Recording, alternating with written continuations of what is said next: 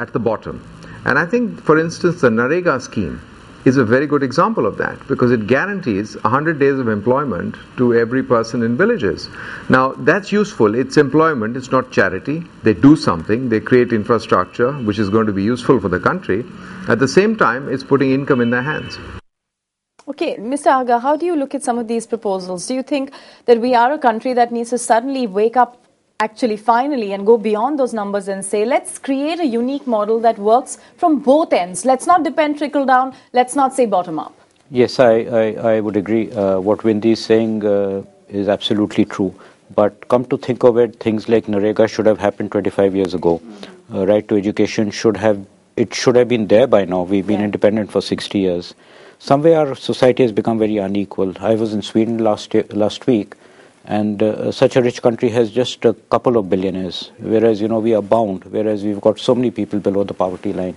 So there is a problem, but it is a mistake to expect everything from the government. Yeah. Undoubtedly, government has the maximum levers of power. They can make the maximum impact. Certainly. We're going to, of course, debate that and a few more issues, something that most of our guests have touched upon, a complete rethinking of the way we lead the nation or lead change. That's something that's going to be coming up. Stay with us. A lot more to go on this debate.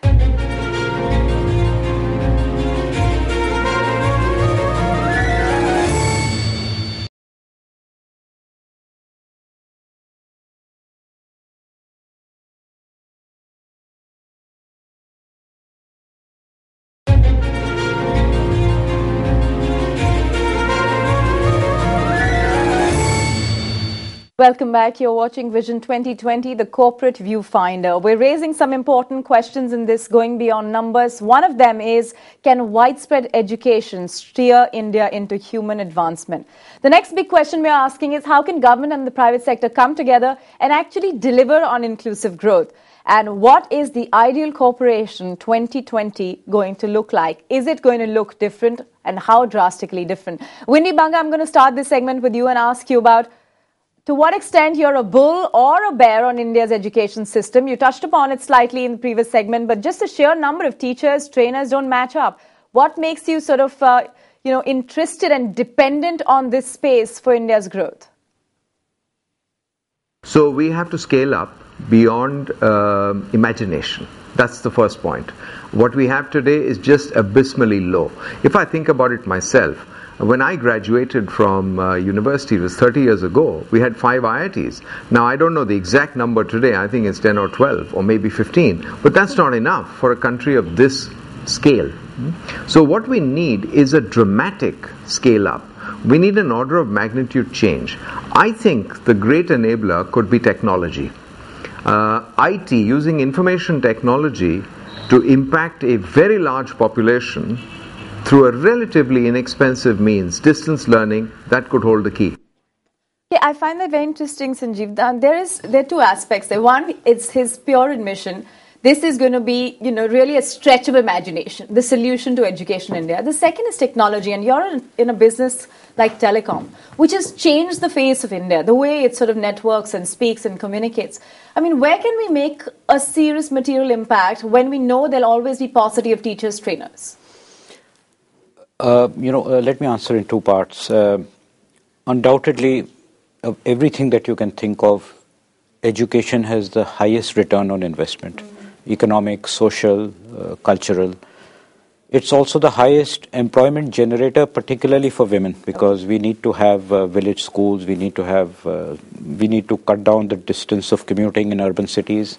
We need to have many, many more schools, so there is not that big clamor for just 2 or 3 big names. But I have to get Mr. Gopalakrishnan's view on education. You, of course, have been, you're trying to be a little bit of a realist as well on the show. Where are the numbers? How do we sort of ignore the fact that we need students to fill the classes, we need teachers to go out there and teach, we need to train the teachers and the trainers. How do we match up the numbers, Mr. Gopalakrishnan?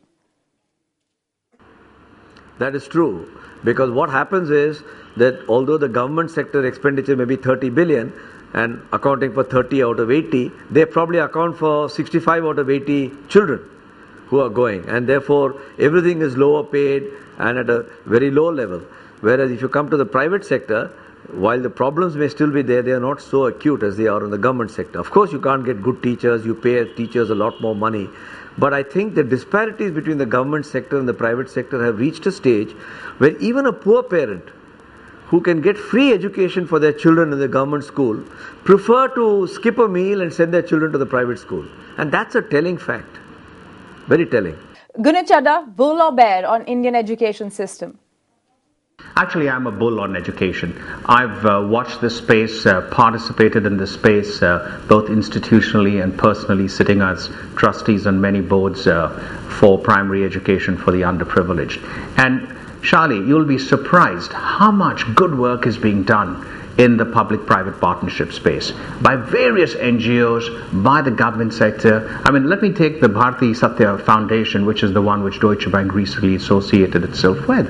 I mean, 230 schools across the country, 29,000 children. I mean, that's remarkable. And it's the story which must be told many times over. And yet, it remains something which is still a hidden jewel. And there are many such similar stories which people come and share with me. Okay, social spending, innovation, thinking out of the box.